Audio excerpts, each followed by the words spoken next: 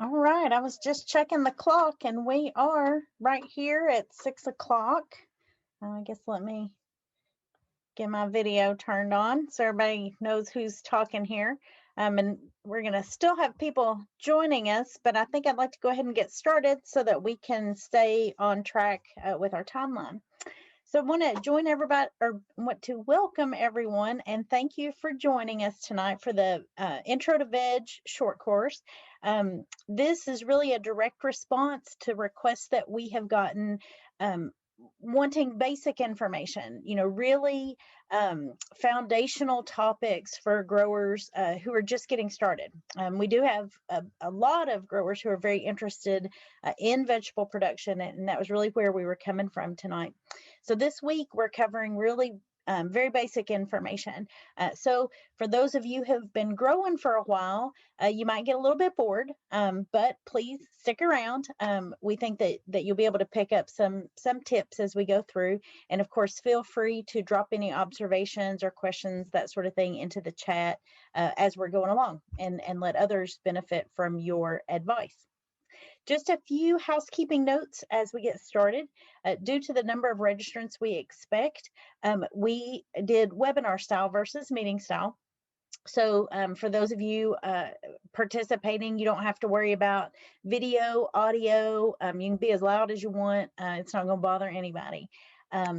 But because of that, any questions that you have or observations or comments, please put those either into the chat or into the Q&A. We'll be monitoring those and answering and addressing those as we go through.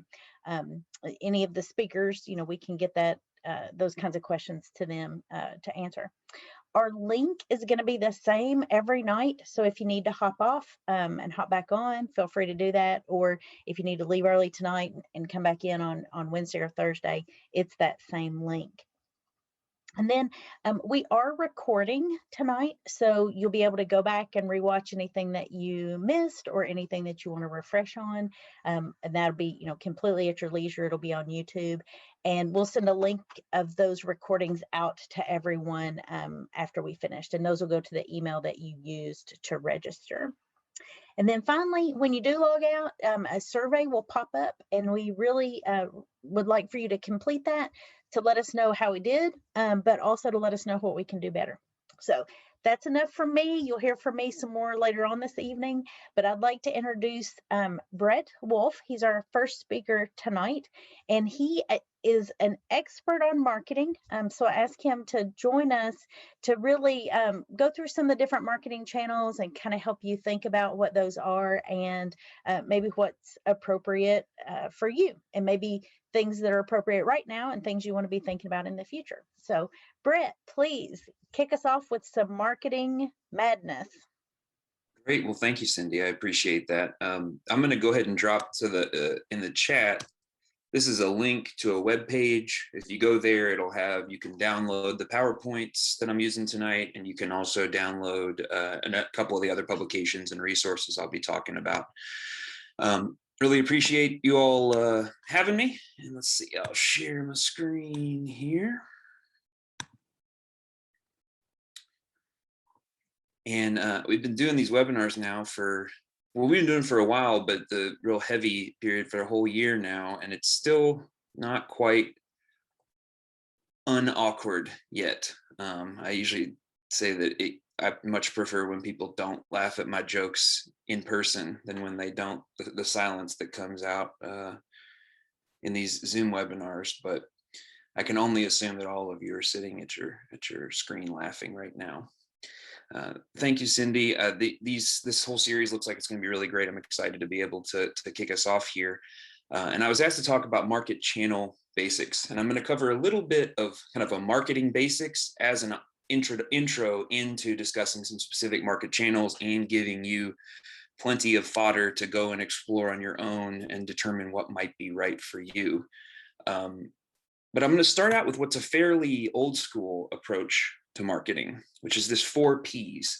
And it's, I think, still helpful to approach some of the overview. There's more advanced ways to think about marketing, but as far as an introduction and overview of marketing principles and focusing on the core things you need to think about, I think it's hard to beat. And tonight I'm going to be focusing on the place side of things. That's the market channel where you're going to be selling and the types of customers you're going to be or buyers you're going to be selling to. But it's really hard to understand just that one without at least a little bit of a discussion of the others. And so the first one here I'm going to start with is product. Normally in a marketing basics class, I would spend a little more time on it than I'm going to do here, but I think starting with a really strong understanding of your product is a great way to get started on the right foot with marketing. And when I talk about product, one of the words that I would introduce, particularly in local foods, is differentiation. How is your product special? How is it unique? How is it different? The next question after that is, does anybody care, or who cares? Particularly the customers you're trying to sell it to. But when we're starting in the local food scene, thinking about differentiation and how we might differentiate and understand what our product is. So when I ask people, what do you sell? And they tell me, I sell strawberries or I sell tomatoes. Well, no, the supermarket sells tomatoes. You might sell something that is local, a local product. It's different. You're selling the opportunity to have a relationship and a discussion with you, the producer. There's this relationship component to the product that you're selling. Transparency about the product. You are standing there. If you're direct marketing, you could be standing there telling the story of what the product is that you're selling. And the last one is quality. There are certain qualities that local product may have, or that the product that you're putting out may have. And as you are thinking about your marketing approach, and as you're thinking through the marketing channels that you're hoping to access, you need to really understand which of these things is most important to that buyer or to that particular market. In certain channels, quality means it has to be a certain grade, USDA grade 1 or whatever, grade A fancy, whatever it may be. It could be that in those channels, if you don't have that, they'll reject everything that you're offering. There's other channels where the localness is the thing that's the most important. Other channels don't care whether something's local or not. So the differentiation is great. It's part of the story of the marketing your product, understand what your product is, but then going forward to understand the place that you're going to be selling it is the key component of successful marketing. So that's all I'm going to say about product for now. But in a normal marketing basics class, I might talk a little bit more. Place is the thing I'm going to be spending a lot of time on right now. So just right now, I just introduced the idea that on the left-hand side here, this is a farmer's market stand in Kentucky. There's tomatoes on the table, selling local tomatoes. On the right here, we have a stand at Walmart selling local tomatoes. Same product, at least on the surface, two very different market channels, two very different processes for getting that thing to market. And this is actually a Walmart in Lexington that I was at. So I'm going to talk much more about the actual marketed channels in a little bit, but place is the second P. So that's why I'm covering it there. Price is another one of these key marketing components. And I talk about understanding what the going rate is for a product, and also understanding what your costs are and whether or not that going rate makes any sense for you. I give a whole talk just on pricing, but for the sake of the discussion here, that publication there on the right-hand side of your screen, the 3-year weekly average prices, we offer those for farmers markets and for produce auctions both. It's a really good way to get a sense of what the going price is in those particular markets. But as far as when we're weighing different marketing channels, price can be highly variable. There can be a wide range of prices for the same, what is essentially the same product. Just to give you an idea, this is Kentucky farmers market prices for tomatoes, average of over 3 years. It's hovering, the blue line is urban, the orange line with the split in the middle is rural prices. But it's hovering between $2 and $3.50 per pound for tomatoes across a good chunk of the season, right? So again, this is available in this publication, which is linked on that link I sent out earlier. Compare this pricing with, this is from our produce auctions. In the middle of peak season, let me collapse this Zoom window here. In the middle of peak season, we're looking at around 50 cents per pound, right? And I mean, even when it's its highest, maybe $1.50, $1.50 up here where there's actually some product moving. The flip side of price is volume. And so what I mean by that is when you go to the farmer's market and you're getting a price like this, that's great. That's a price per unit. That's absolutely awesome. You ask $3 a pound, you sell those tomatoes for $3 a pound. That is great. But the number of tomatoes that you can move for that price, that you can sell for that price within one day, is going to be relatively lower. Okay. Now, if you don't have a whole bunch of tomatoes you want to sell, or there's a certain amount that you're interested in selling and moving, and other things are more important to you, this might be a market channel that's good for you. If you're interested in growing a ton of tomatoes and moving them all, something more in the produce auction or wholesale world might be something that's more interesting to you. And again, this is not if you should go sell in the auctions right now. This is just this is how I'm going to be evaluating these things, because what I'm going to do is I'm going to take this product considerations, this price and volume considerations, and the last one I'll talk about here in a second, promotion considerations, and talk about those for a couple of different example marketing channels. And I'll do that here in just a minute. So this is just to plant the idea, different channels. You can move a whole lot more volume or a whole lot less volume, or you can get really high prices or a lot lower prices. It's just something to be aware of, and it's something that we can know ahead of time. My dog has decided that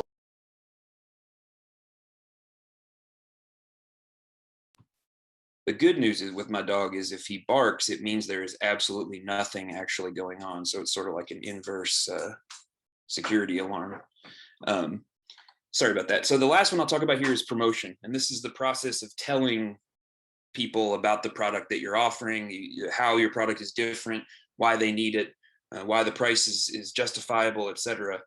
But as far as evaluating different kinds of channels, those different kinds of channels are going to require very different types and amounts of promotion. Some of them require a whole bunch, which when I hear it requires a bunch of energy or a bunch of whatever time, I'm hearing dollar signs. Time is money in terms of promotion. Some of the marketing channels require a whole lot less. And we'll see in a minute just how that maybe relates to what the bottom line price is that you receive for a given product. So promotion, again, now here we're just thinking, how much promotion am I going to have to do for this product? Am I interested in just growing it and having somebody pick it up and take it? Or am I interested in developing a relationship with my customers, keeping up the social media, keeping up the other engagement, et cetera? These are the types of things we need to think about as we work through different market channels.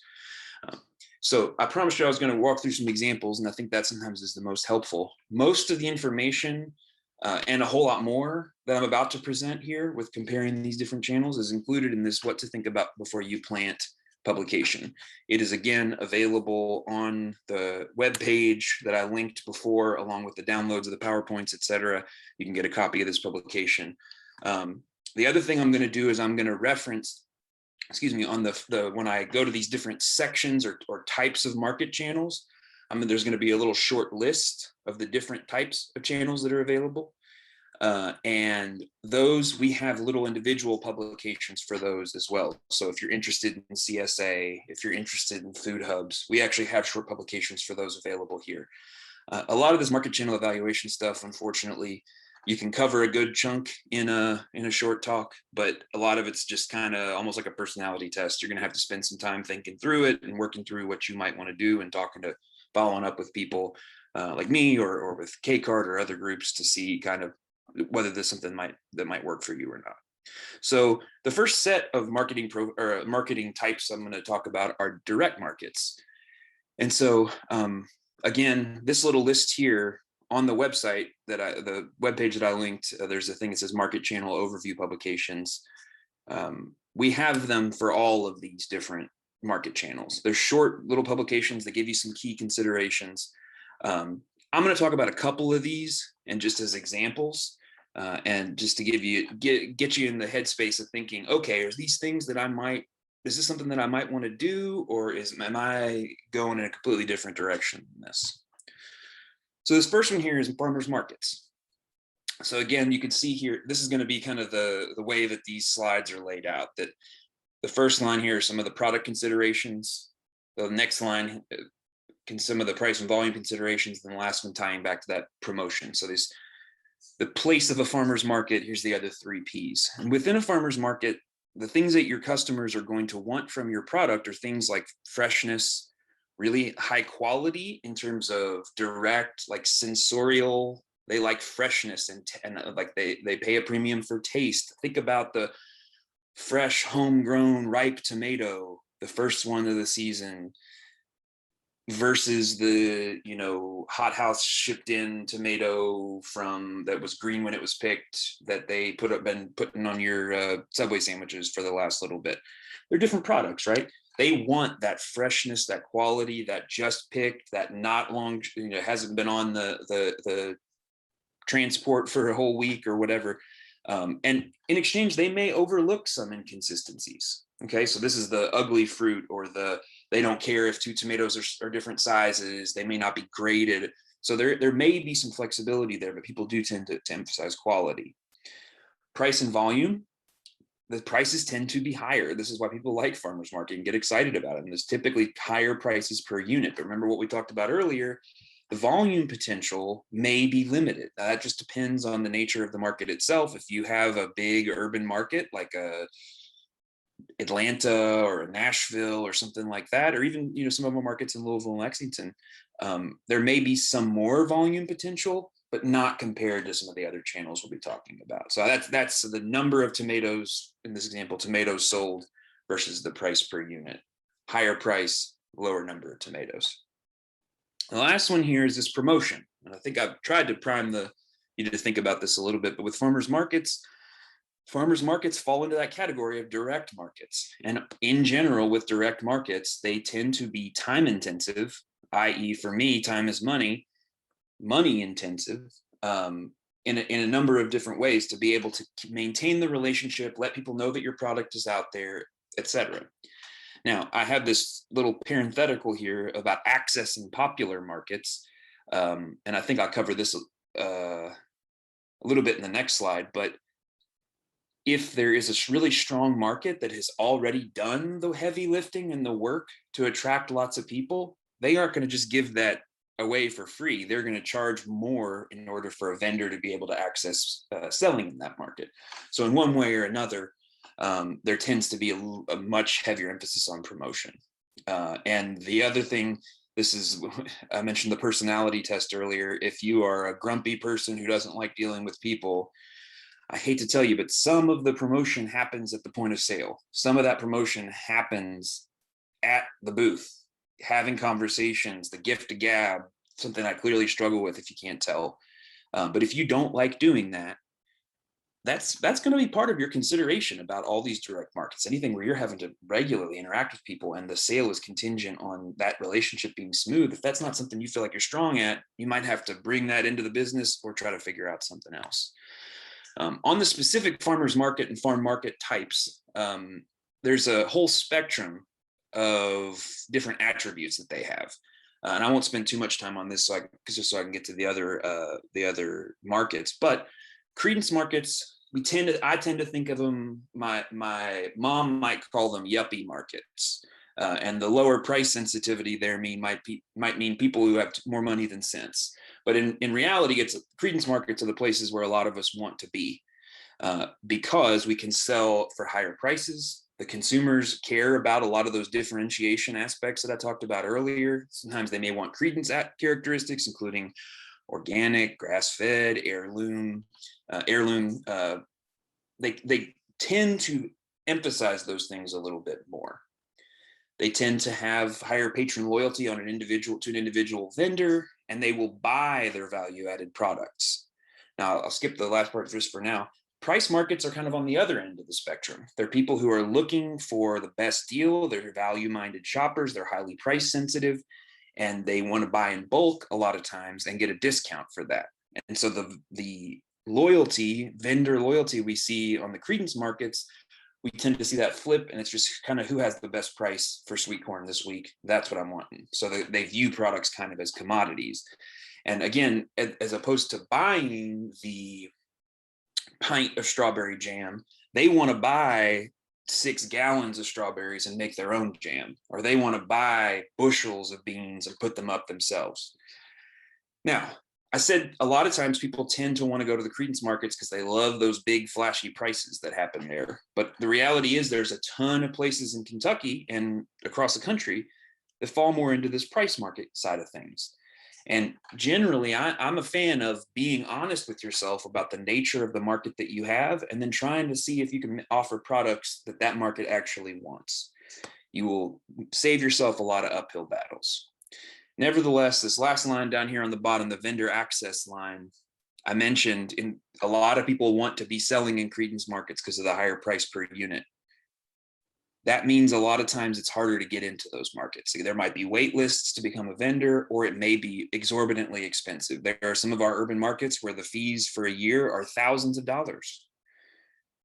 There are other markets, and on the other side of the price markets, that they're looking for vendors all the time, and it may be $25 for the year. It may be even less than that. So no one market usually falls all the way one way or the other, but this is just a way of saying that farmers markets are not all the same. And understanding what kind of market that you're in before you take your product to it, and understanding what the demands in that market are, can save you a lot of heartache from developing products or going through certifications that maybe aren't that valued. Another example of a direct market type of market channel is community supported agriculture. This thing saw 2020 was the year of CSA, at least in the last decade. And it is a very different approach, still with the directly marketing to the customer. If you're not familiar with this model, it's sort of like, it's come to evolve to sort of like a subscription service where you pay up front to the customer pays up front to the farmer, and the farmer then is committed to delivering at a pickup site, or sometimes some of them do home delivery, a weekly basket in the case of produce, a weekly basket of produce, but these exist for meat and eggs and cut flowers and lots of other stuff. But the general idea here and the advantage is that the farmer gets the money up front when all those seed costs and repair costs and prep costs happen. The downside, or maybe upside, is that you're committed to each other across a 10, 12, 20, 24 week season. So it's a different model, one that can work in the right circumstances. So as far as the products for that market, it's a highly diverse product mix, because typically you're getting a lot of different vegetables for an individual family or person, whatever. And so you're in the spring, you're having greens and carrots and beets and maybe some strawberries and a couple other things. In the summer, you're getting all the typical summer stuff. In the fall, you're getting all the typical fall stuff. That means that it can be extremely complex on the production side to manage all of those things coming out at the same window. They all have different needs. Certain things are going to have great years some years, and certain things are going to struggle. And so it's a challenging production system in order to deliver through this marketing channel. The customers may want credence attributes. We do tend to see a little bit higher focus on certified organic interest amongst CSA shoppers. CSA subscribers are a particularly unique type of customer. And so we do tend to see that they can sometimes be a little bit snooty about they want high quality stuff because they're paying a premium usually, and they're almost always paying up front. So they're great supporters of local food, I think, in many cases, but it can be a challenge. Price and volume, similar to the other direct markets, typically a higher price per unit, and it's paid up front, which is a huge advantage. In order to grow the business, in order to do more volume, means you're just going to need to sell more shares. Shy of increasing the price per share, you got to do more shares, which means more commitment. It means larger production systems, more complexity. So it's just one of those. It's a little more straightforward scaling. We go from 20 shares to 50 shares, or 50 shares to 100 shares. And there's some efficiencies that are gained there, but there's some of it where there'll be less of that. The last line here I have here is promotion. So this is another intensive market channel as far as promotional activities. You need to be thinking year round as a marketer in CSA. You get the signups and the people getting on. Well, a lot of CSAs have newsletters, or they have regular weekly recipes, or they have some other form of engagement. Sometimes they'll have on-farm things. All of those take time. And all of that is part of this recruitment, retention, and engagement process that happens for a lot of CSAs, because year-to-year retention is an important part of community-supported agriculture. Every customer that you can retain is one that you don't have to go out and spend the money and time to attract somebody new. And so really a lot of that promotional effort is about finding and retaining the right customers and keeping them happy with the quality that you deliver throughout the course of the season. And I assume if there's a question that we want to interrupt, feel free to interrupt me. I'm not going to look at the chat just now, but if there is something that we want to interrupt, feel free to. So the next set of, like, the way that I think about them are things where you're selling direct to a business or direct to an institution. Some people would call this like a smaller wholesale approach. And again, we have from food hubs all the way down to restaurants, we have some short publications available on this in the link that I shared earlier. But these are going to have a different set of constraints and a different set of considerations. So for instance, selling to restaurants, the product expectation is, I mean, you're selling food to their customers in a prepared dish. And so the product's culinary quality is absolutely crucial. Scheduling and figuring out what the chef needs or wants for a given week or month, and planning around that, or having some flexibility and communication and maintaining that relationship is also really, really important as far as the product goes. But quality is absolutely crucial here. Now, they may be able to use stuff more quickly than, say, like a wholesale distributor that needs, time to be able to get it out to people. But as far as the product goes, quality across the board is going to be really important. We'll see later. I think that quality can mean kind of different things depending on who the person is that's selling. I mean, that's buying. But price and volume, it tends to be a moderate price per unit. You are, in some ways, you're competing with the wholesale truck that they can get all their products from. Depending on the chef, depending on the restaurant, and depending on that restaurant's customers, there may be a desire for a higher quality, more differentiated product and a willingness to pay a little bit more for that.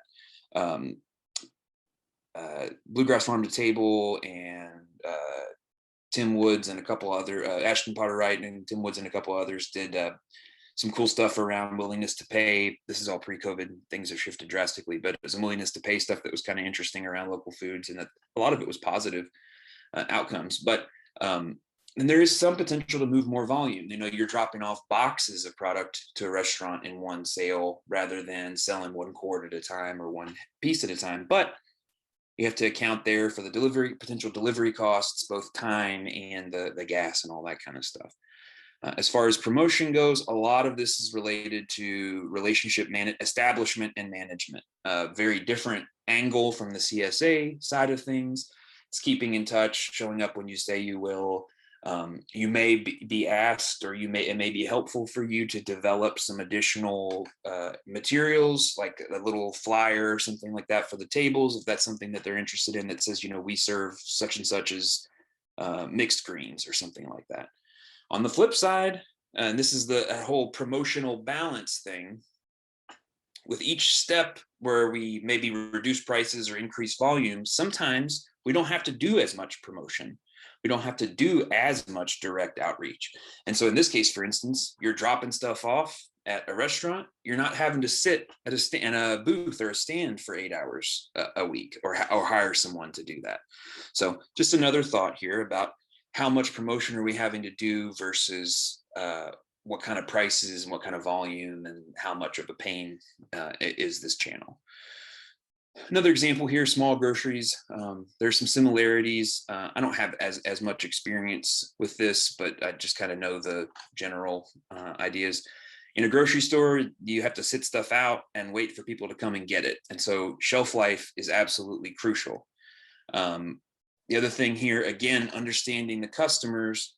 If you go to a place that has a pretty limited produce section, they mainly do the popular like lettuces and tomatoes and potatoes and onions, you may not want to take your fancy hydroponic tatsoi and try to market it there. You might see if they want to do lettuce. Can they do lettuce? I can grow lettuce. Would you all like to try to sell it? So again, the product has to fit the market, and that doesn't change even when you move into things like groceries. In fact, it maybe becomes more important because maybe the grocery customer is a little bit more mainstream, a little less experimental with some of their purchases. Price and volume, again, this variable tends to have moderate prices per unit, starting to maybe go a little bit lower. It just depends on the nature of the individual independent grocer. There could be potential for more volume again, or again, though, are you going to have to drop it off? What are the delivery costs associated with that? And the promotional stuff, very, very similar to the restaurants, but we're moving toward having less of the direct promotion and maybe having a little bit lower prices here. And so the last one I just want to cover in broad strokes is this, what we think of as more like a wholesale, like a traditional wholesale, which for me is selling through a distributor. I.e., you sell it to someone who then goes and sells it to someone else, who then goes and sells it to someone else, or there may even be more steps in that process. So you sell it to a distributor, they take it to a grocery store, the grocery store sells it to a customer, or you take it to that distributor, it goes to a restaurant, then it goes to the customer. In this case, with the product itself, the quality and grading expectations are rigorous and they are non-negotiable. They can reject it. And this is like perfectly good stuff from the perspective of kind of like a more flexible farmers market vendor. The sizes are off, or maybe it's more ripe than you would expect, and it needs to go up to some distribution point and then out somewhere else.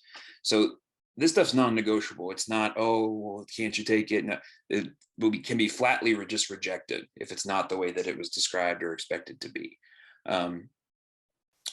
It may be that they have specific varieties that they're looking for, but shelf life is absolutely important because it has to be distributed, has to be sent around. In this case, the differentiation angle may not be as helpful to you.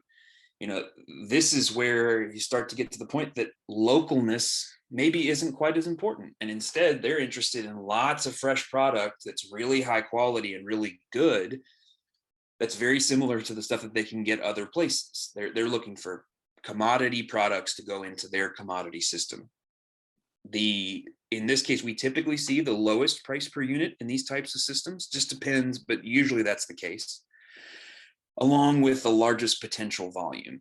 So if you take the total amount of product times the per unit price, you may have considerably higher potential total revenue coming in, but you're also selling a lot more product. And so this is a competitive environment. I mean, all these are competitive in different ways, but this competitive environment, and this is not for the beginner to jump right into this, because if you work and spend the time to establish the relationships with wholesale distribution, which can take some time, you want to be able to deliver on what you say, and know that they can trust you to deliver and put out the things that you say that you're going to be able to put out. Now that's some of the downside. Now let's talk about the upside.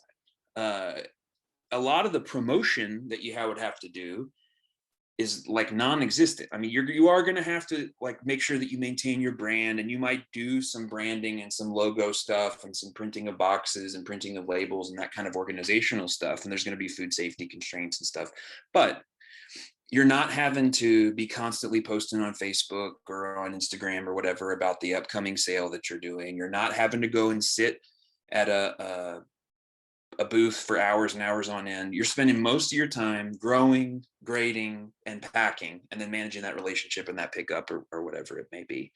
And so one of the things people sometimes see, that price per unit, like, so for instance, when I pulled up the difference between the farmer's market price and the auction price earlier, $2.50 a pound versus 50 cents a pound. Yes, there are huge differences per unit there. And some of it is just the prices are different, but there's also a lot of stuff in a wholesale distribution or in a produce auction where you don't have to spend all that time doing all that marketing at that level of complexity and creativity, and it doesn't take as much of your mental energy to have to do that. And so that is a trade-off. That's, if people are interested in just growing and they're not interested in that whole kind of touchy-feely holding their customer's hand and walking them through recipes, and they're more interested in putting fresh food into the food supply, this might be something that person would be interested in. But it is, you know, there's risks in all of these channels, and there's risks in any sort of agriculture. But this is something that some people have thought about, you know, moving toward. So I've talked about a couple of different channels, and I've only talked about a handful of variables, mainly because I'm not trying to overwhelm you with everything you need to think about with all these different channels. I will say what to think about before you plant presents a lot of them, a lot of the different markets across a number of variables, and just kind of gives a snapshot. Because some of the stuff that I haven't talked about is like packaging. There's going to be very different packaging in very different markets. In the different markets. So like, you know, the kind of rustic estate brand with your little logo on it at the farmer's market full of nice, you know, beautiful peaches, very different from the standard box that you would expect when a wholesale truck comes to pick up your product to ship it, you know, hundreds of miles away. So that's another thing. Barriers to entry. How difficult is it to get into these markets? That's another thing. I'm not trying to overwhelm you. I'm just trying to give you some of the key variables to think through. And I'll leave you here with a couple of different questions or themes that I think are supplemental or that are important to weigh when you're comparing, when you're going through those different market publications that I mentioned, or you're thinking through what you might want to do. These are some of the things that I would encourage people to kind of think and ask. And the first one here is differentiation. Who cares? Some markets will care about that, whether it be, I'll give it just some examples. It could be that in your market, people are really, really interested in like certified organic produce, for instance. And if they are, and you can deliver that product to them at a price that they feel is fair, you will have tremendous success. But if you go into a channel that cares much more about a product being local, for instance, if you go into a farmer's market in more of a rural area, and let's say they care more about it being local, the differentiation of it being certified organic in that case doesn't necessarily help you as much. This is just like hypothetical, abstract examples, but that is one that I have heard happen before. Not only is it that some markets care about differentiation at all. Some of them, we mentioned the commodity, kind of more commodity markets earlier, where it's like, we want high quality red tomatoes, this size, that's it. It's also that certain markets care about certain differences more than they do about others. I gave the example of the local and the organic. It could also be like heirloom versus freshness. Like they want to know that it was picked yesterday, or they want the vine still on the tomato or something like that. But it's not enough to assume that if you produce it and it's special and you tell everyone how special it is, if you grow it, they won't necessarily come, right? Like a Field of Dreams. So the key here is to make sure the differentiation and the product differentiation that you're offering fits the market that you're going into.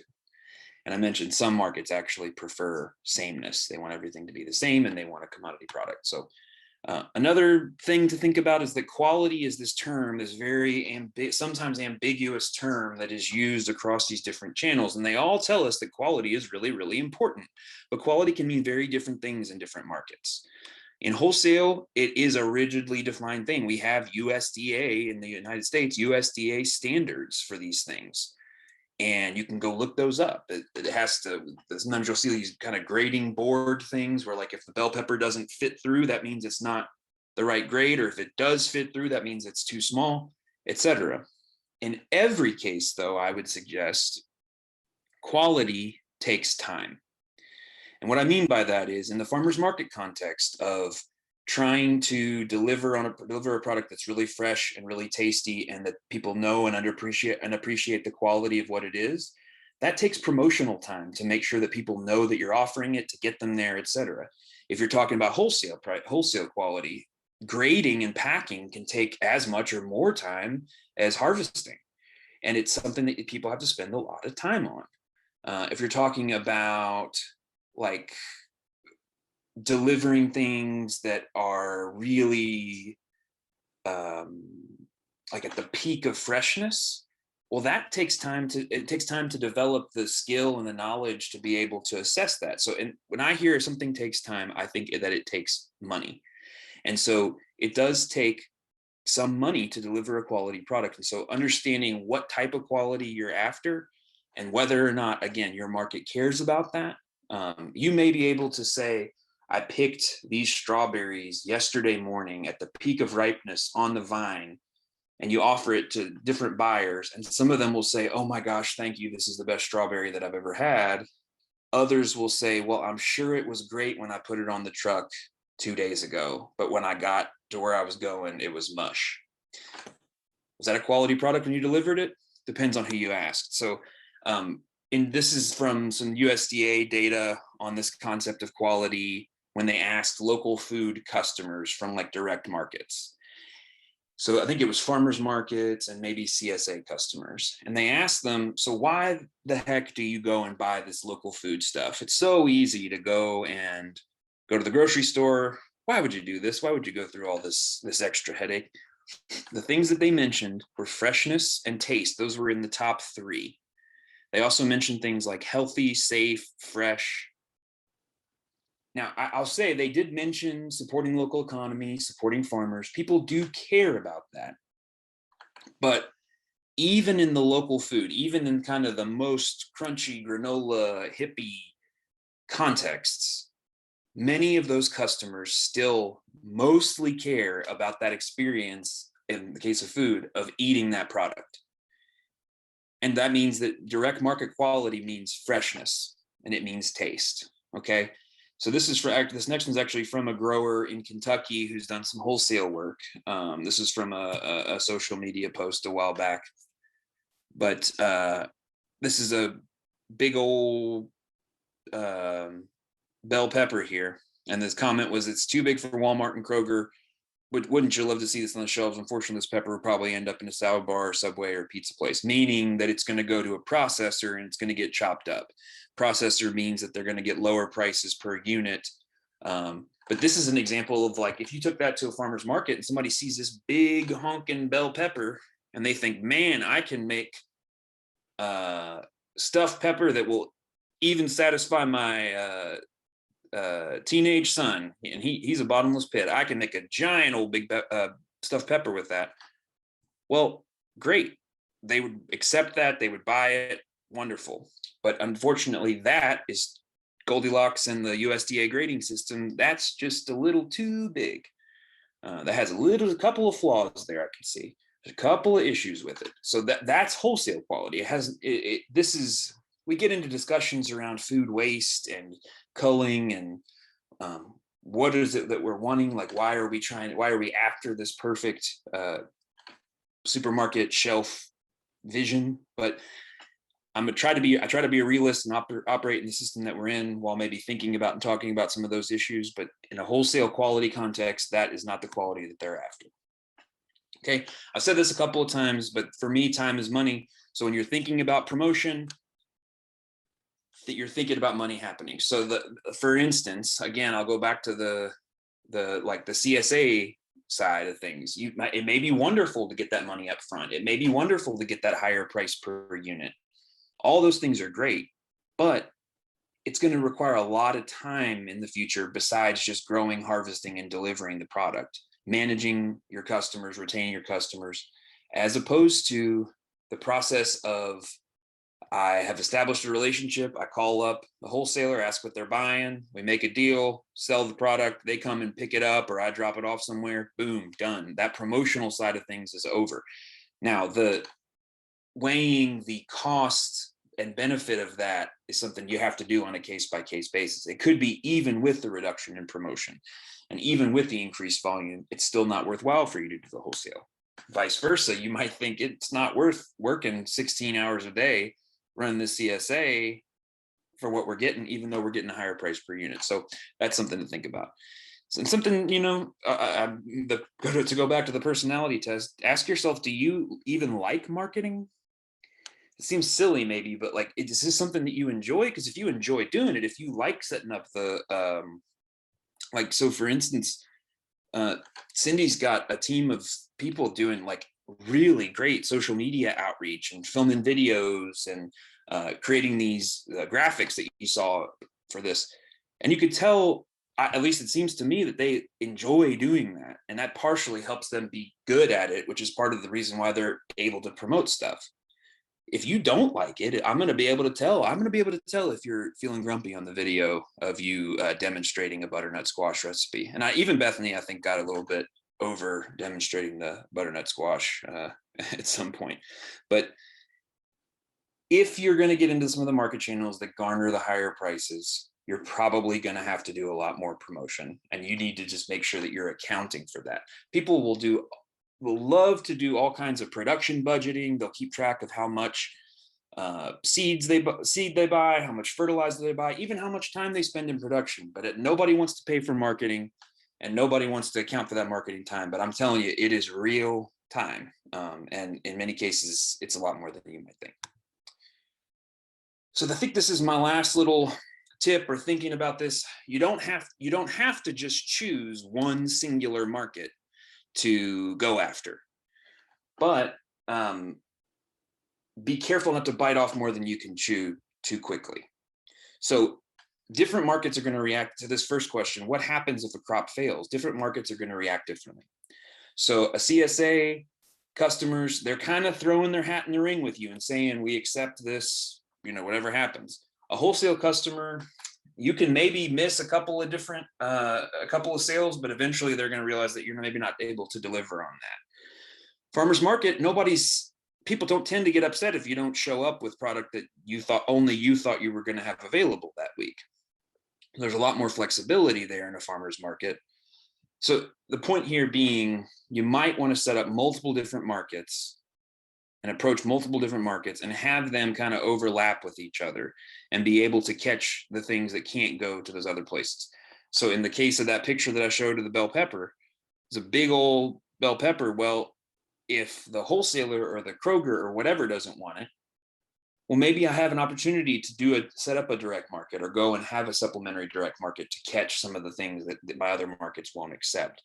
On the right here, I have this flow chart that kind of demonstrates one way that you might approach it. So, and I think this is based in reality for some places.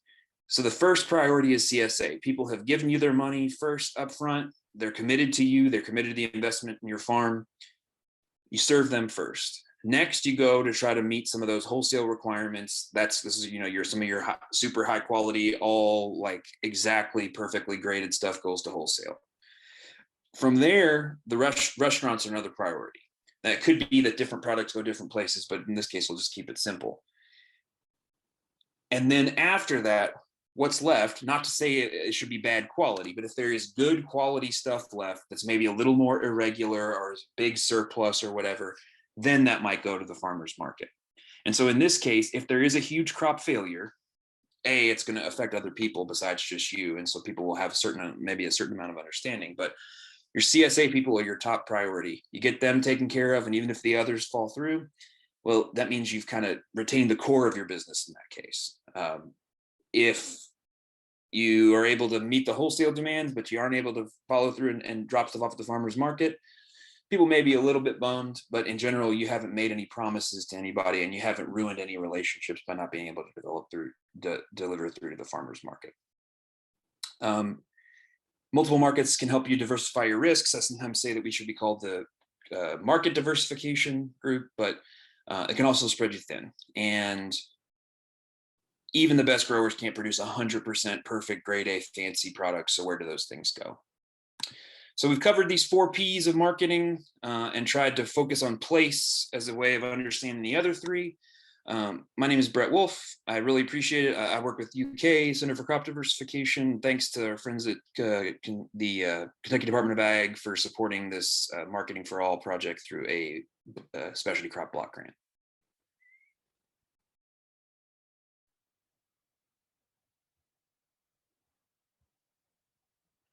I knew you'd be right under your time limit. Look at that. You said you would be, and you were. We do have a little bit of time for questions. We built in a little wiggle in the schedule here. So if anybody has one, you can drop those into the chat or you can drop those into the Q&A. I always enjoy hearing from you. I always learn something new. I was just thinking how cool it might be to have sort of this elasticity or resiliency scale. Like I hadn't thought of markets in that way of like, you committed to CSA, you got to meet that. Wholesale, you committed to that, you got to make that. And then these others kind of, you've got some wiggle on a week to week basis, on a seasonal basis. That really made me think about that very, very differently. So so that's one tip that I got out of there, and one thing that I really that really made me think. So that's, And that always a that good came tip. directly from talking with actual growers who that's how they think, and that's how they develop their, prioritizing and knowing, like, not to say who's the most important, but who loves me the most. My CSA customers are our bread, the bread and butter, or the wholesale customers of what kept us going, or whatever it may be. And yeah, totally. Awesome, awesome. Well, any other questions for Brett? Go ahead and drop those in the chat. You got a "this was great" comment, which absolutely. I did put a note in there again to the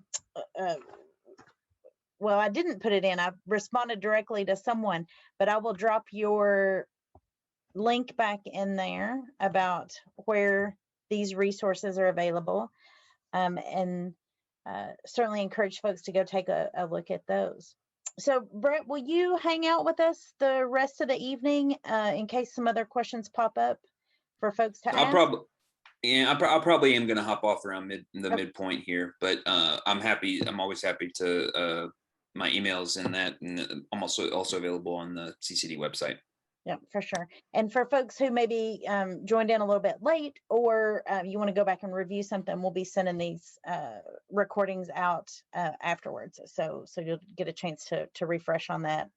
So next, we wanted to hear a little bit from growers. You said, Brett, about how, listening to growers, how they kind of work through that mental market channel paradigm.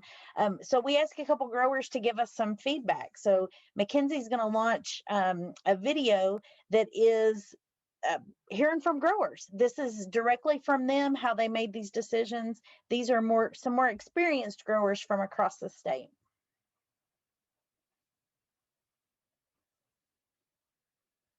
All right, so for me, Nathan Trudeau with Circle T Farms, relocated from Lawrenceburg to Maysville.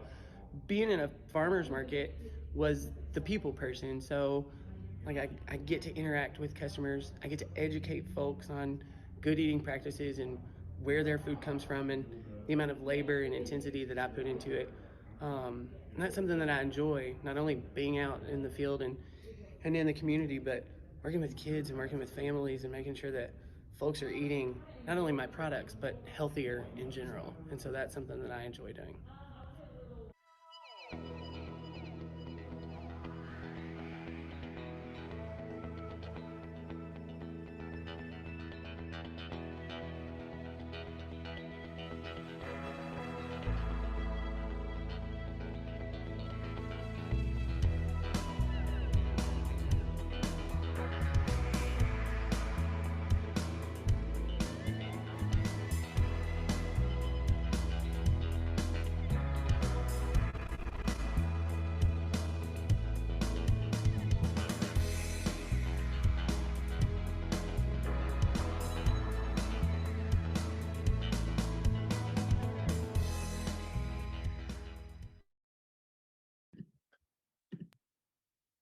Alrighty, so we have a break now, and we are going to come back at 7 o'clock. But if you want to, I'm going to teach us how to do some stretches that you can do at your desk, because if you are ever at your desk for an extended period of time, it can be a little hard on your back and neck. So we are going to go through some stretches, and you can feel free to join us. They'll probably only be about 2 minutes long, and then you'll still have a couple minutes to run to the bathroom or get something to drink if you'd like. So the first one that we're going to do is going to stretch your lower back. And so you're going to cross your arms like this and turn to one side, and it will stretch the opposite part of your lower back. And you'll probably also feel it in your shoulders. And then you can turn to the other side. Basically just twisting your spine. And then you can go back and do it one more time on each side.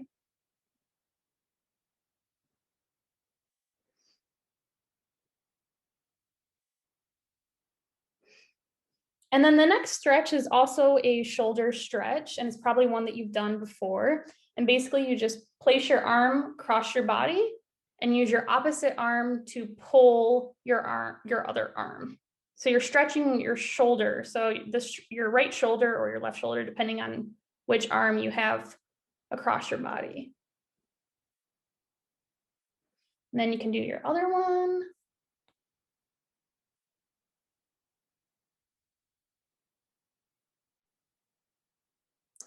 And then lastly, we're going to do some neck rotations. And this is one of my favorite stretches personally, if I'm sitting at the computer, because it just feels so good on your neck. And if you're looking at a screen all day, like we often are, then this is just a great stretch. So basically just make sure that your shoulders are down and you're going to turn your head left and right. So you're like looking at the left window as I am, or the wall. And if you pull your shoulders down, you can feel it a little bit stronger, especially in your shoulders and in your shoulder blades. And then you can stretch to the right side. And then you can bring your neck back up forward. And one of my favorite parts of this is when you stretch down. So look down and pull your chin towards your chest. Feels really good on the shoulders and in the shoulder blades. And we all have double chins right now, so you don't have to be embarrassed about that. And then go ahead and go backwards. Be careful not to strain your neck too much. And then you can go ahead and look forward again. And then the last one is just bringing your ear to your shoulder. And I hear my neck cracking right now. And if you want to make that even more of a stretch, take your opposite shoulder and pull it downward. And you'll feel that like right across your neck and here. And then go ahead and do the other side. And pull your shoulder down if you would like to. All right, and so that is it. So go ahead and take a break. We have about 3 minutes if you want to run to the bathroom or get some water. And then Cindy will be doing our next presentation. Feel free to do those stretches more if you would like. They're really great stretches for sitting at the computer, looking down, or looking at a screen all day. So we'll be back in about, well, I guess now it's 2 minutes. So you have a quick time to run over to the bathroom.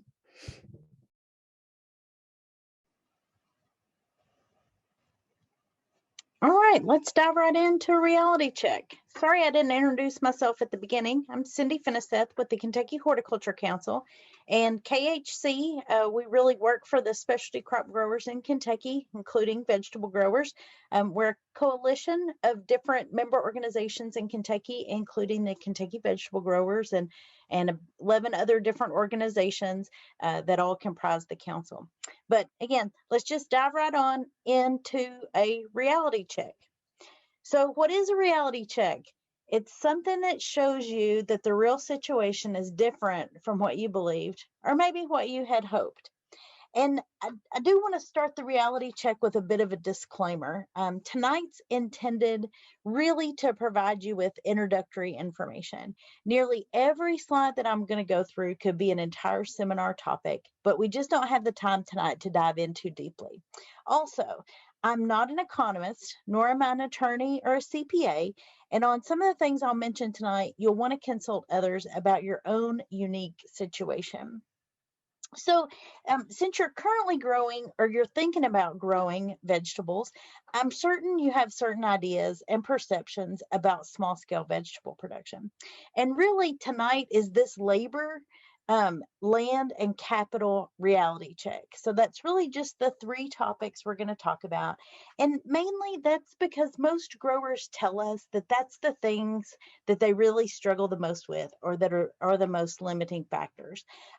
So really what I want to do tonight is cover specific to land, labor, and capital, how to determine what you have, estimate what you might need, and then identify some strategies to get what you need for a particular enterprise, both generally and specifically.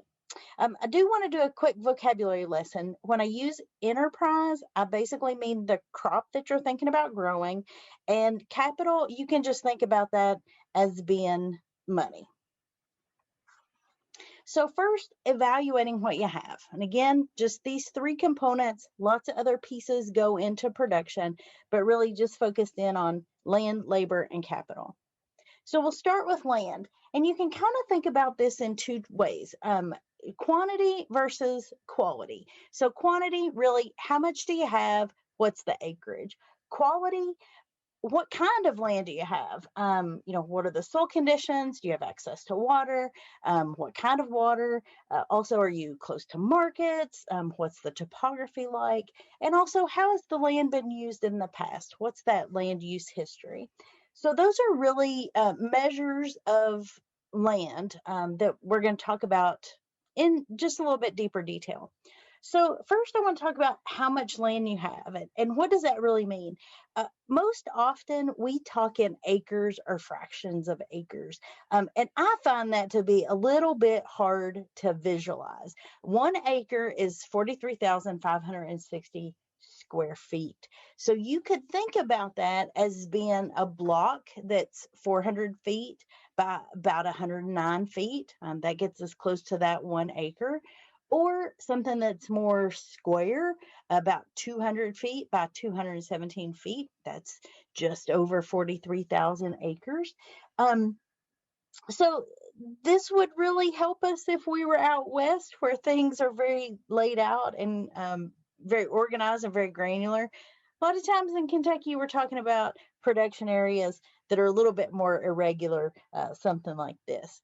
So what I want to introduce you to are a couple of tools that can help you because sometimes I have a hard time visualizing, what that acreage looks like and how much space is really there, from a production potential standpoint. So the first tool I want to talk about is Google Earth. And this is free and online, earth.google.com. And you just launch it and then you use the search feature, which is a little magnifying glass to find a specific address. So here, use that search feature and I put in the address for the Quicksand Research Station in Jackson, Kentucky. So very simple, just launched it. Found the search bar, put the address in. And you can see this is what it shows me. It gives me a high level image of the station based on the address. And you can see all the roads and the major structures there. Then on the right hand side in the application, there's this little ruler bar down in the bottom left hand corner. So using that, I can draw a box around a particular area. You see in this image, it's that yellow lines, that rectangle around that field area there.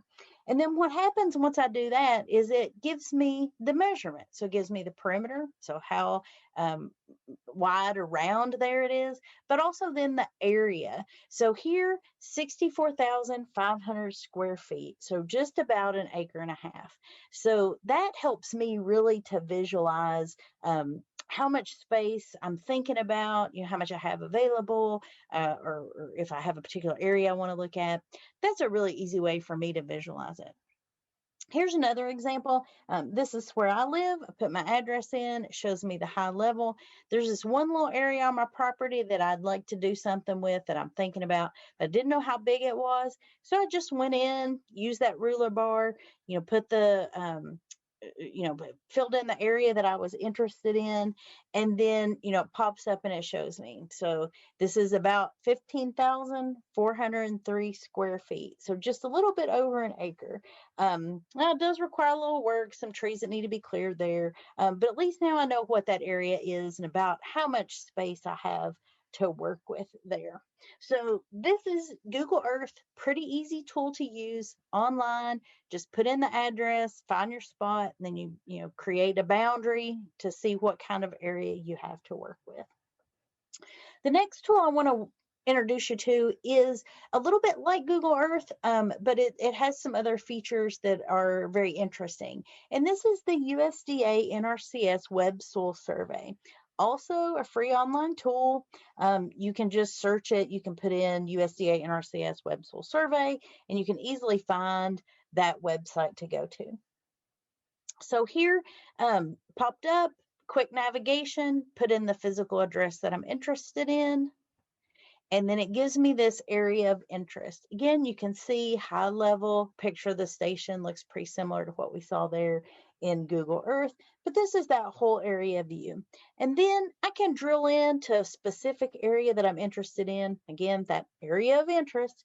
And I just use that toolbar feature, also a little ruler, and then drew a box around the area that I was curious about, and that's that little rectangle in green. And then it gives me these different segments at the bottom. So each of those lines tells me how long it was. So I had to do a little bit of math myself. So this area is about 196 by 167. So it gives me 32,732 square feet-ish. So a little less than an acre, but more than the half acre. So it gives me a good idea of how much area is right there. Oh, there's the calculation. You can see where I did that there. So just simple math. So here's another example of how to use this tool. Took in that whole farm area, and the area of interest, I really selected a big area. And the reason I wanted to do that was to show you some of the other features that this tool has. So I can dive into the features and I can see what the soil types are. So you see these kind of orangey squiggly lines, and that shows me what the different soil types are in that area of interest. And this might be a little bit more than what you want to know right now, but it can be really useful to know what the soil profiles are. It tells you a lot about the characteristics, the quality of the land that's there. It might lead you to use different areas on your farm in slightly different ways. Or if you show up at your county extension office or your local soil conservation service or the USDA NRCS office and say, oh, I have a Murray silt loam, they'll know exactly what you're talking about and they totally speak that language. So just a couple tools just to help you estimate your land area, but also help you kind of see some other features of what's around there to get a little bit at those quality pieces. So talked about quantity, so estimating how much space you have to use for growth. And now I want to talk a little bit about soil quality. And can't do that without talking about soil testing. And this is really a non-negotiable thing. You really need to have your soil tested to see what you're working with. A routine soil test that a lot of laboratories do that gives you the pH and also an evaluation of baseline nutrients. And those are really the phosphorus, potassium, calcium, magnesium, and zinc. These tests are usually quite affordable, very easy to do.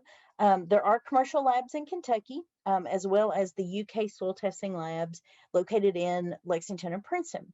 The few dollars that you invest into the soil testing can really pay off because you'll know what you need based on the recommendations included in the report.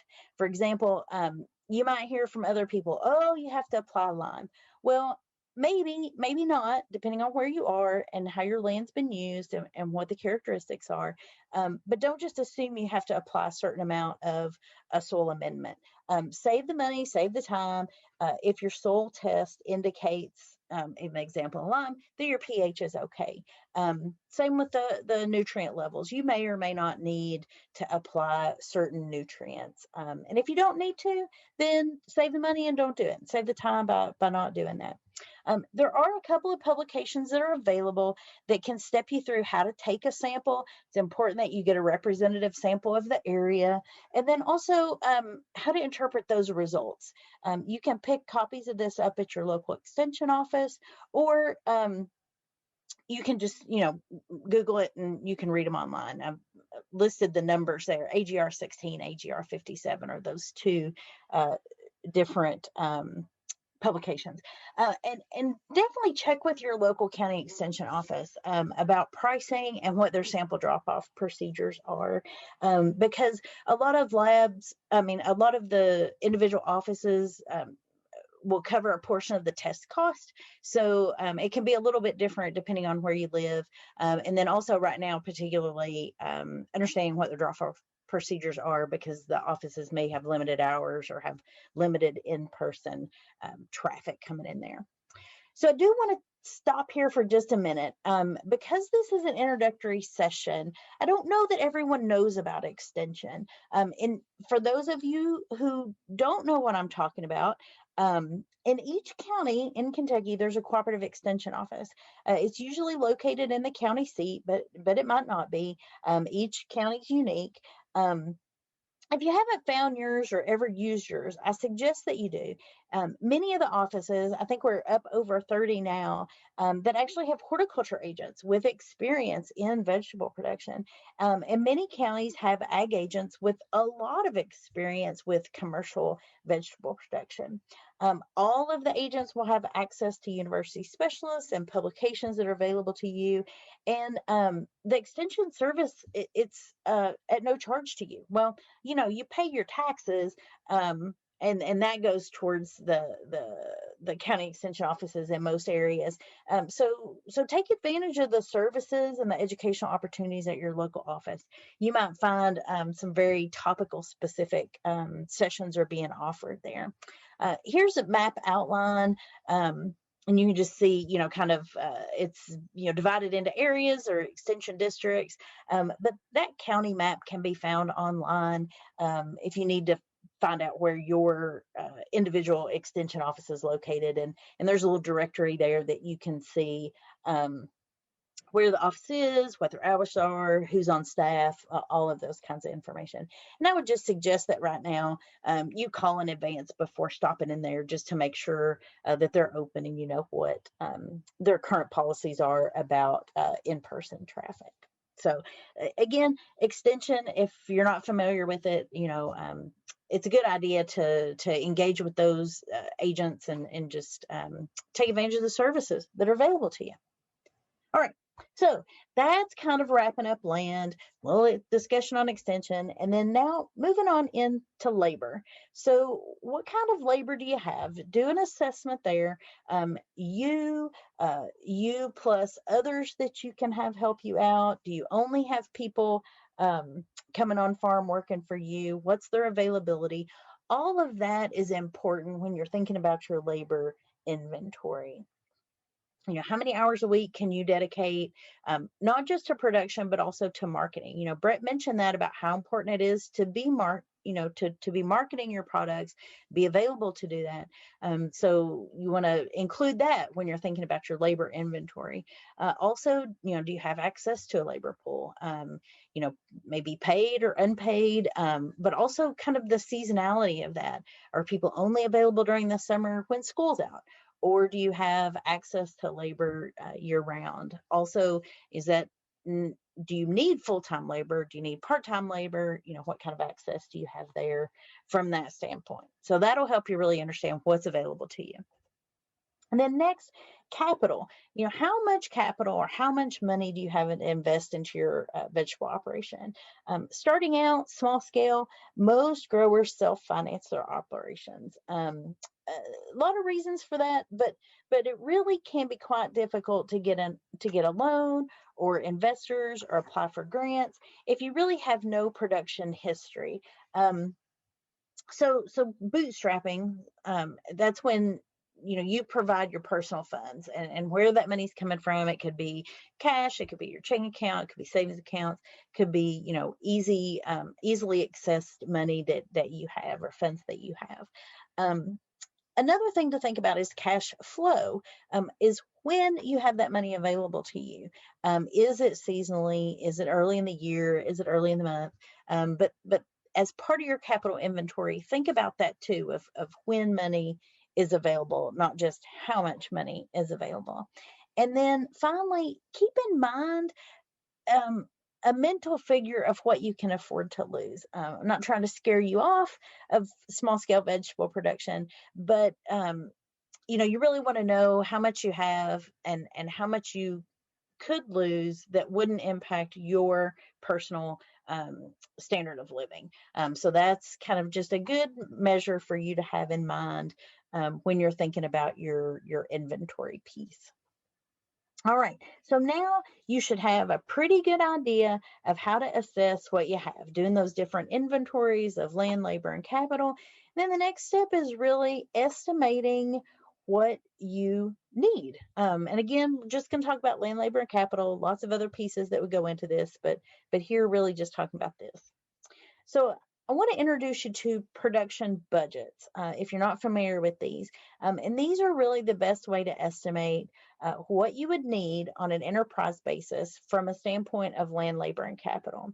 So Brett's team at CCD, they have created more than 150 crop profiles.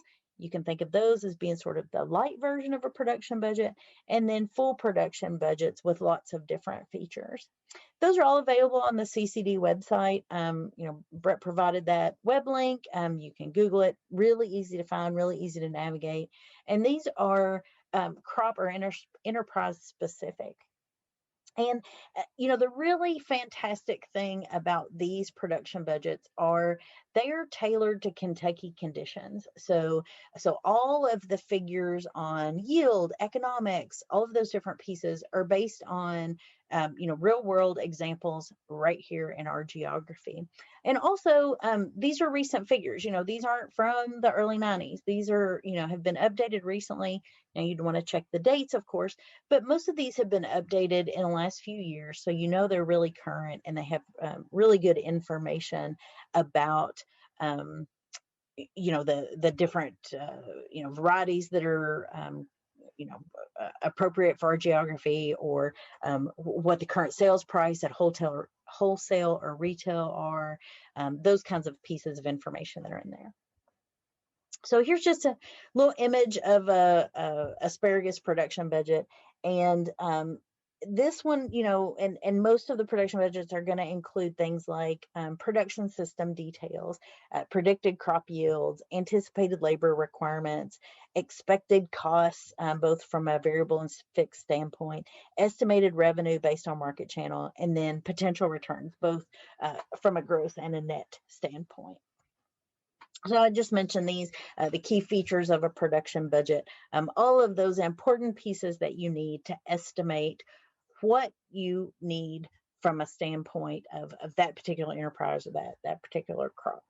So let's look at asparagus, and as an example, that's the one I popped up on the screen there a minute ago. So land, that's right here. So this production budget is based on 1 acre. So that's the land area that's needed for this. If you are doing less or more, you would just adjust accordingly based on that. So estimated labor required here, labor at planting and labor at other points during the production cycle. And then capital. So what are the total costs? How much money do you need to produce this and sell this crop? So I will mention asparagus. This maybe wasn't the best one to start with because this is a perennial crop, and you may be saying, hey, Cindy, I see this is planting year summary. And that's true. So you would have a slightly different production budget in preparation years versus planting years versus harvest years. So that's something that you would need to know some details about your crop. Is it an annual crop? Is it a perennial crop? If it's a perennial crop, it's a little bit more sophisticated production budget involved. But basics, a production budget is going to give you those different pieces that you need to make that assessment of or that estimate of what you're going to need to produce that crop. One thing that I do want to really stress here is these are sample budgets, and yes, they're unique to Kentucky, or you may find one that's unique to another state, but your particular situation will most likely be slightly different. You may have additional inputs, or you may have higher labor costs, or you may be able to get a higher price for your product. All of those pieces you need to account for, and you would include your own estimates into the production budget. If it's higher or lower labor, you would input that, or maybe you're using an organic production system, something like that, that would maybe change some things in here. But it's really a place to start. The sample budget is not necessarily your budget, but a great place to get started, and you can refine it and really have a good idea of what it's going to take you to produce that crop. So let's look at another one. This is eggplant. Land estimate, that's on here. This is a little bit different. This is a 100-foot row basis versus, 1 acre basis before. Labor, that's included in here as well. How much is needed for production and how much is needed at harvest. And then also the capital there that's required. This one's a little bit lower, annual crop, just over $182 to get started there. So the capital that's required to get that eggplant production started. Okay, so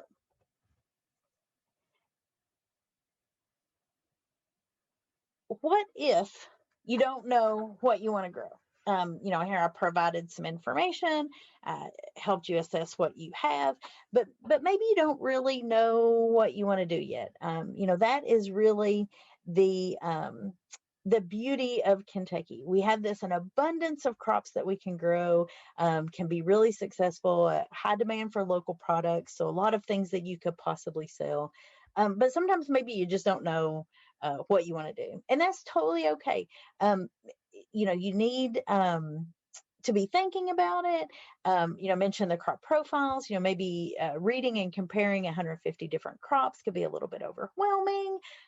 So we know this, and there's a tool that we developed that can help you kind of hone in if you don't know exactly what you want to grow.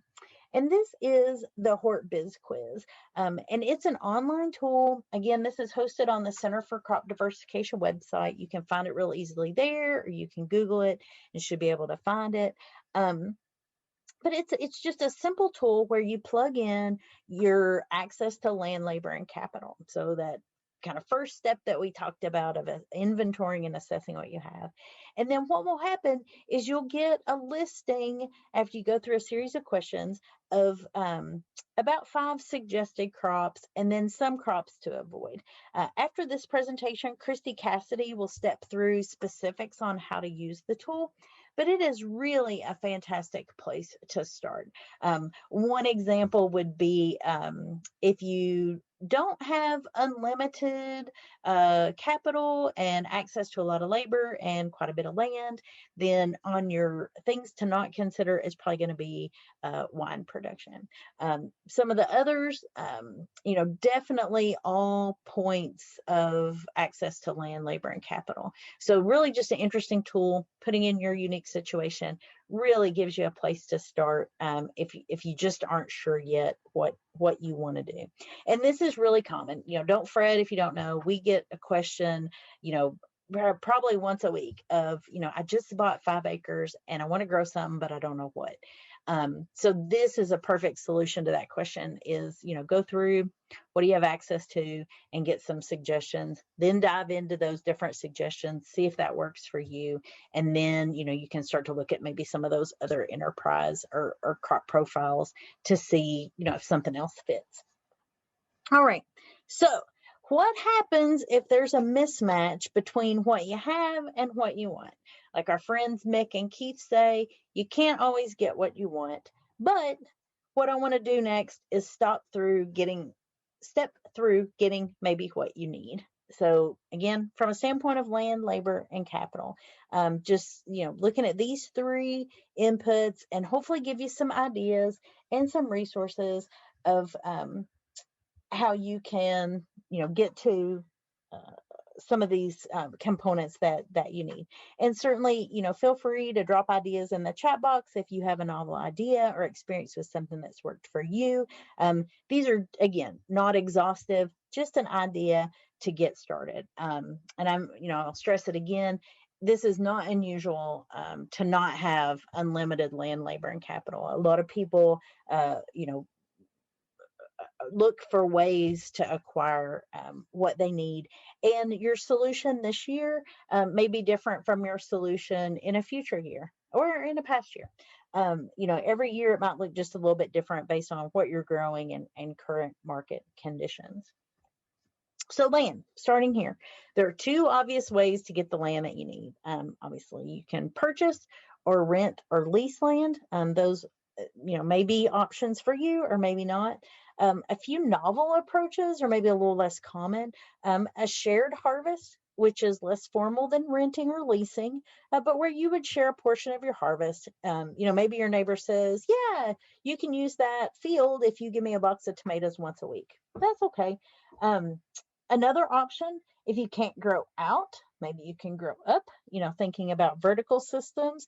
Also, a lot of shipping containers have been converted into production facilities in a very small footprint. Another option is, in some areas, could be reclaimed mine lands. But I will say, approach this very cautiously. And with any land, that you're renting or leasing or have some kind of an agreement with, keep these things in mind, and take some caution. Number one, the soil quality might not be suitable for what you want to do, especially reclaimed mine lands. The soil structure, the soil conditions, they may not be suitable for production. So even though maybe you have access to the land, it might not be very good land or appropriate for what you want to be doing. And then secondly, review the terms or the agreement very, very carefully, as with any lease agreement. But specific to like reclaimed mine lands, or other types of leases, there may be a 30-day or shorter notice that the area that you've just used to plant in may no longer be available. And after all that time and effort into, planning, prepping, planting, really hate it if you didn't get to harvest a crop. So just some ideas, some novel ways to maybe approach, getting what you need from a land standpoint. But again, consult with experts on, your attorney if you're, approaching, one of these solutions that would require a contract of some kind. Be sure that you understand all the terms that are associated with that. So second, labor, again, access to the obvious, yourself, friends, families, neighbors, local youth, others in the local community. But thinking about maybe how you can reach that potential labor pool, online, social media, classifieds, something like Craigslist. Those are all options. Just, be sure you screen those people and you train them adequately. And you really need to be sure that you're including that piece in there about training. You may have access to a labor pool that really has limited experience with vegetable production. So you're going to need to do some training there. But really to set yourself up for success there. Be sure that you're screening and training adequately. Mechanization's another option to reduce your labor needs. These solutions may be a little too expensive or may not be feasible for your crop of interest, but might be out there as an option, something to definitely look into. Another maybe less common or less known approach is a program through the Kentucky Department of Corrections. They have what's called their Second Chance program. And these formerly incarcerated people have been often trained in horticulture. Many have a certificate through programs at those facilities. And the state then provides some benefits for you hiring folks through this program. One is that they have a bond arrangement if you're hiring people coming out of one of these correctional programs. So that's something to think about in your area if that's available to you. That might be something you'd be interested in. Another option that seems to be a little more popular now is sort of a non-cash in-kind arrangement where a person maybe comes to pick beans in exchange for taking a bushel home. And that's certainly something you could look at if that works for your operation. And I do have H2A listed here. That's the worker program. And most of you on here tonight will not be on a scale that makes sense. but it is an option as you scale up to a larger operation. And especially if you're bumping that small scale up to larger scale and you find that you can't find workers in the local economy, that program might work for you. And just want to point out here, this area, it's really critical that you consult with experts here. There are risks of having employees on the farm. There's a lot of paperwork that's required. So you'll want to be sure that you're completely in compliance with laws and regulations from a labor standpoint. All right, the last one, capital, getting what you need from a capital standpoint. And we never have enough money, right? This is really tough. If you can't self-finance, then there are options.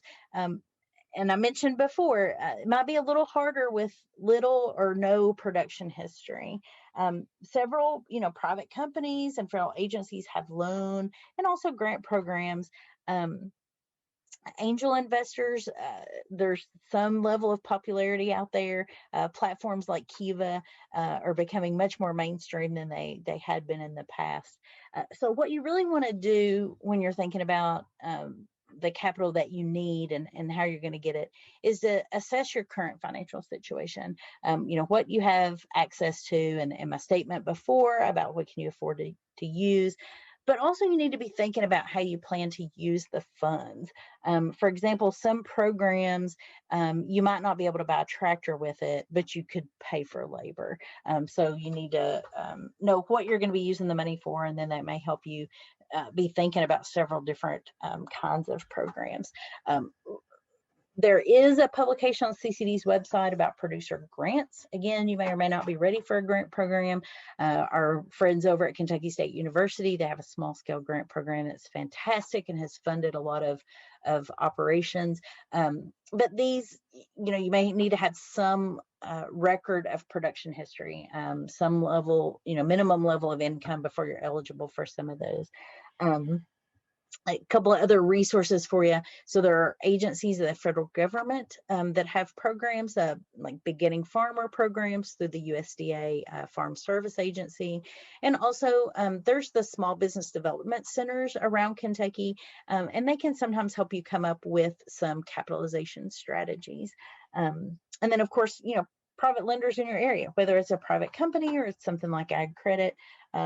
Those, you really need to have a good picture of your financial situation to go and talk to them about loans. All right, so other considerations as we're, sort of wrapping up this idea, things that you absolutely have to know. So do you have a market? Brett talked about that quite a bit. Really to be thinking about. Also, think about your crop experience.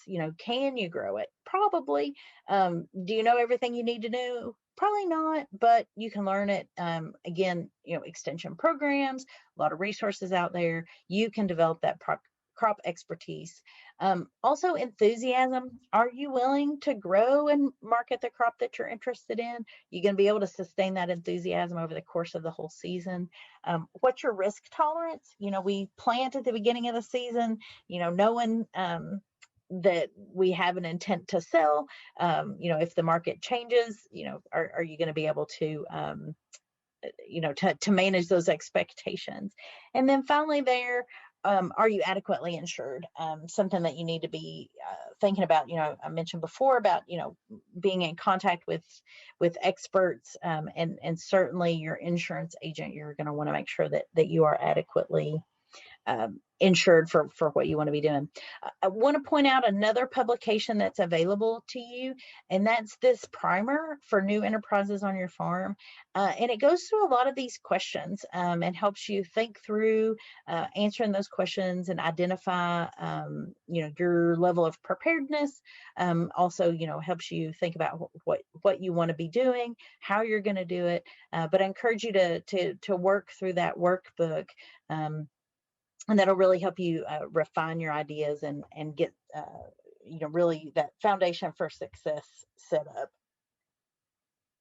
All right. So contacts you should have on speed dial. And I've mentioned these before. Your attorney, your CPA, your extension agent, your county extension agent. You want to have a good relationship with all them. Let them know what you're thinking about doing. Let them know what you are doing, so that you're sure that you are in a good situation as you go into production. We'll point out here, I listed a website, Farm Commons. That's a online legal advice sort of portal. They've got lots of fact sheets on different programs and things you should be thinking about. So I encourage you to take a look at that if you've got some questions about particular topics like product liability or something like that.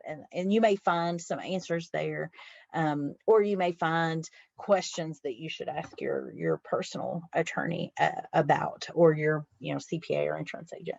So just put that out there, so that's available and as a resource. All right, so I'm going to this next slide, and I'm a little nervous about this because as soon as you start listing people, you realize you've forgotten somebody. But we are so lucky here in Kentucky that we have so many agencies and organizations to help. And these are just a few. I've got some of our partners listed who are participating in this short course. Some others that you may or may not be aware of. But these are all people who want you to be successful and offer programs to really help you with your vegetable operation. So please feel free to reach out to them, ask them questions, use their programs, use their services. I want to give a special shout out to our friends at KCARD, and I want to make sure that you know about this organization. This is a group that will help Kentucky growers put together business plans and capitalization plans. And this is at no charge to the grower. They're supported through grant funds and through the Kentucky Ag Development Fund to help growers really set themselves up for success. So I've just listed out a few of the components here that are critical to a business plan and things that the KCARD specialist will help you step through. Again, if you have not reached out to KCARD and taken advantage of their services, please do that. Put their contact information there, or you can Google them, find them really easily, located across the state, but they'll really help you with, like I said, a business plan, a capitalization plan. And then finally here, Kentucky Hort Council, our contact information. You're always welcome to reach out to us. If we can't answer it, we'll try and get you the right person.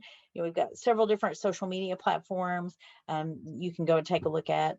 After we wrap up these sessions, we'll be putting them all out on our YouTube channel, so you'll be able to go back and look at all this content later on. If there was something that you wanted to review or some portion that you missed, you can go back and take a look at that. So that wraps up what I wanted to talk about.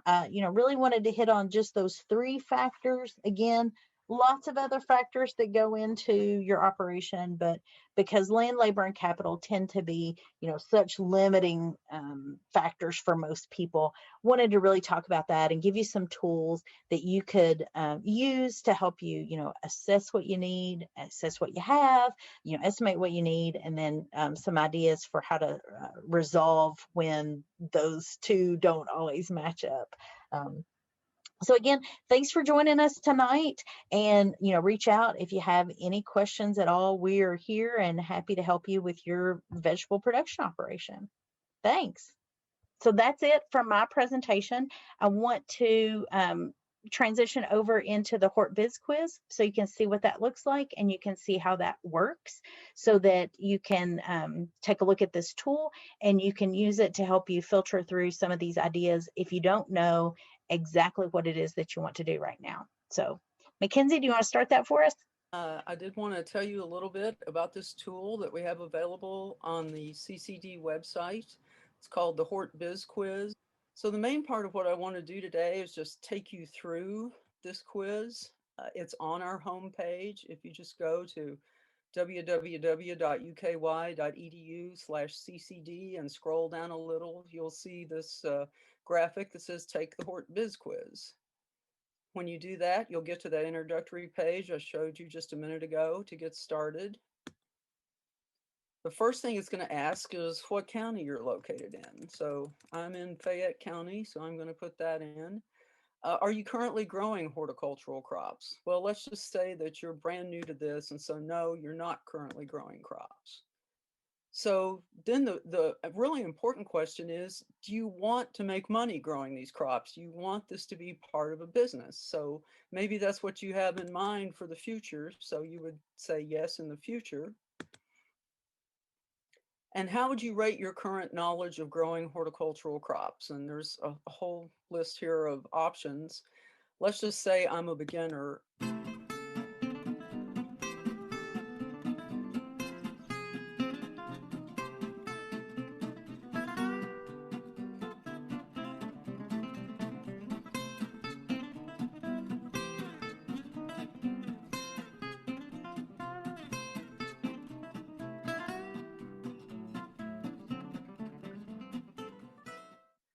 So now my results page comes up and it shows that I had limited access to capital. I do have access to land, but I have limited access to labor. Then you'll get an explanation about what these things mean. You may want to talk to lenders to see what borrowing options are available if you don't have much access to capital. It's an advantage to have access to land. So if you already own or you're already leasing land, that's a good place, that's a good start for you. But you also need to keep in mind that most horticultural crops are labor intensive. That doesn't mean that you can't grow crops to sell, but you're going to need to do some deep thinking about how much you can manage, especially if you're someone who maybe has a full-time job and this is something you want to do on the side. So we take you then to next steps. We have a link to the county agents in Kentucky. If you don't know your agent, you can just go to that. It'll give you a map. You can hit your county and you'll be able to get contact information for your extension agent. And then you'll also have a link to go to the BizQuiz resources. And when you get to this page, then you can see how to get to our marketing profiles, our crop profiles, a publication called What to Think About Before You Plant that's full of a lot of useful information for you to consider before you decide what crop you want to grow. And then also our food safety resources and pricing resources. And then we have a number of general production and general marketing resources. So here's the actual crops that you have received as things to consider or to avoid or limit. So you could consider ornamental corn, ornamental grasses, nut trees, sweet corn, but you should limit fruit trees, grapes, tomatoes, and melons. And then please keep in mind that your agent has a larger list and the experienced, and they can help you identify and rule out other options. And you said that you do want to sell your crops at some point, and it's absolutely essential that you identify markets before you plant anything. If you need to make money off this, you need to know where you're going to sell it. And you can grow the most beautiful crops in the world, but if you don't have a place to sell it and you need to sell it, then you're in trouble. And again, please keep in mind that this is an educational tool. We hope it will help you narrow down your options, but you're still going to have to do a lot of homework, but this is a good place to help you from being totally overwhelmed.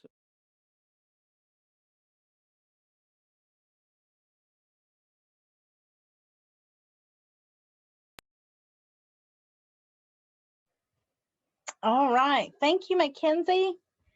All right. So again, we've got the chat box there. We've got the Q&A if there are any questions about, any of the content covered today.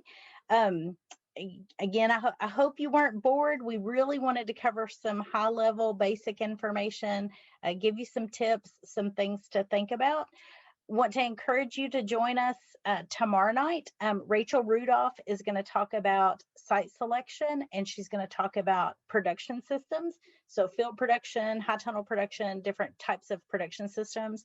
And then she's going to go through ID 36. And this is considered what's the commercial production vegetable manual. And it's really considered like the most important resource that you need in Kentucky. It goes through lots of different crops, and I don't want to steal her thunder by talking about it too much, but definitely if you need to get a copy of that beforehand, or if you want to reference it, the link was in your notification email, so you can go and you can pull it up.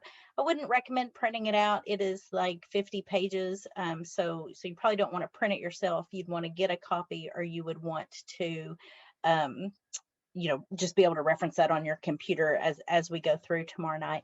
And then on Thursday, Rachel is the vegetable extension specialist at the University of Kentucky. She's going to talk about equipment considerations, small scale, farming equipment needs. And then Rick Besson, who's in the entomology department at UK, is going to talk a little bit about pesticide certification, safe practices around that. Our 2 grower profiles, our 4 grower profiles. Tomorrow night, you're going to hear from another farmers market vendor, 3 tips that he has about how to be successful in that market channel.